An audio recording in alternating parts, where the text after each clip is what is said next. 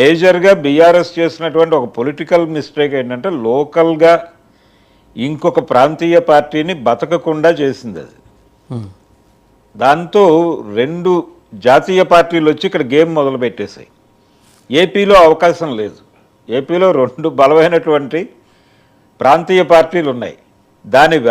వాటి వెనకాల మాత్రమే జాతీయ పార్టీల డ్రామా నడుస్తోంది.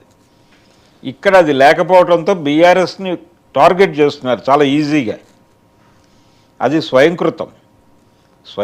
ఇప్పుడు బీజేపీలోకి వెళ్ళిపోయినటువంటి మాజీ టీఆర్ఎస్ అనండి, లేకపోతే బీఆర్ఎస్ అనండి, ఈటెల రాజేందర్ లాంటి వాళ్ళు అక్కడ అంటే వచ్చే ఎన్నికల్లో ముఖ్యమంత్రి అభ్యర్థిగా ప్రమోట్ అవ్వాలి అనేటువంటి కోరికతో ఉన్నవాళ్ళు ఉన్నారు అక్కడ. ఇప్పుడు బీఆర్ఎస్ విలీనం ద్వారా కేసీఆర్ అనేటువంటి ఒక ఆ స్థాయి ఫిగర్